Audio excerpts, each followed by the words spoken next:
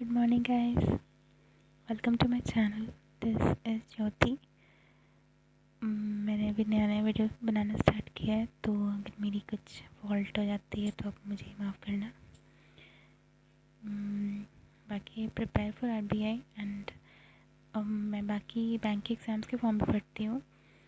जितने भी फॉर्म्स आते हैं मैं भी ज़्यादा भर नहीं पाई क्योंकि मैंने अभी प्रिपरेशन स्टार्ट ही किया था.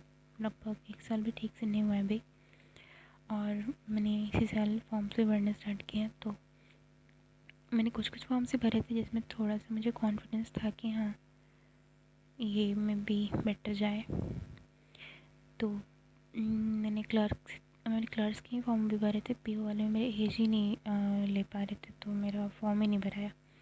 लाइक SB PO का और LIC AAO का मैंने ट्राई किया था, तो उसमें मेरे एज क्राइटेरिया मीटर नहीं हो पाया, तो नहीं फॉर्म लिया.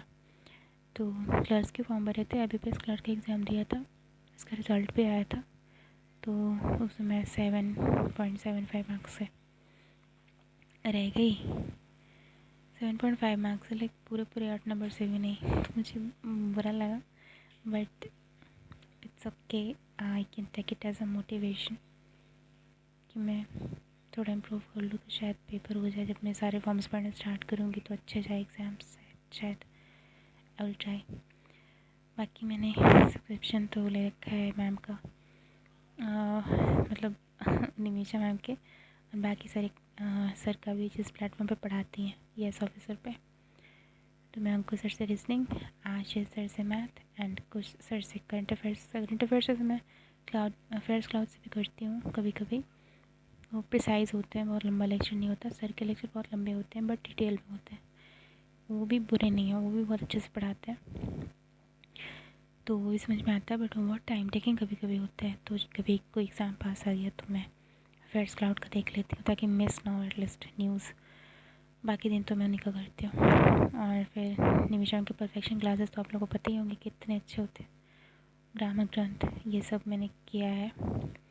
परफेक्शन तो मैं अभी कर ही रही हूँ. और मेन से क्लासेस कभी कभी, जैसे इस वीडियो में दिखाया है कि मैंने लिया है, तो मेन से क्लासेस भी मैं लेती रहती हूँ क्योंकि प्री के सिलेबस मेरी ऑलमोस्ट हो ही गया है. मैथ्स थोड़ी वीक है, अरिथमेटिक का पार्ट मेरा थोड़ा वीक है, बाकी सब अच्छा है.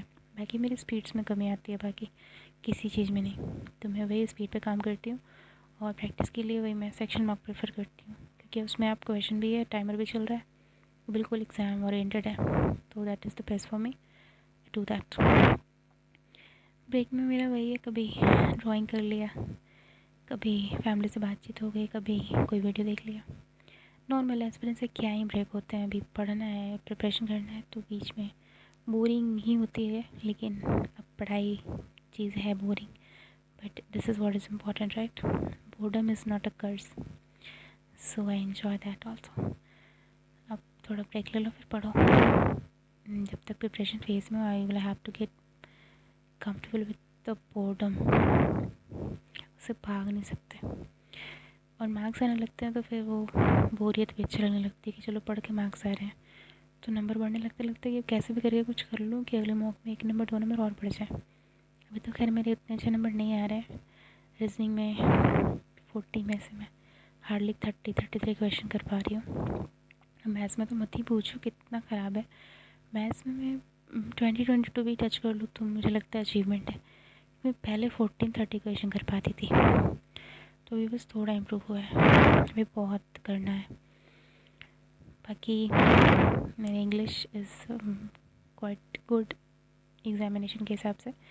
एरर डिटेक्शन रह जाते कभी कभी, उसमें मिस्टेक हो जाती है, नंबर कट जाते हैं. और थोड़े रीजनिंग में वो स्लॉग्स वाला पार्ट होता है, 3-4 क्वेश्चन आते हैं उसमें फिर दो गलत हो ही जाते हैं. स्लॉग्स मुझे कभी कभी बहुत इरिटेट होती है, पता नहीं क्या गलत हो जाता है, नंबर कट ही जाते हैं. पूरे के पूरे स्लॉग्स मेरे आज तक किसी मॉक में सही नहीं हुए. तो मैंने वो फिर से पढ़ने का सोचा है. उसके लेक्चर बेसिक से लेती हूँ, कहाँ गलत हो रहा है मैं देखूँगी. बाकी ये भी यही सब है, चलता है. And I like it because ये बोर नहीं करती है प्रिपरेशन मुझे. That's all. बाय.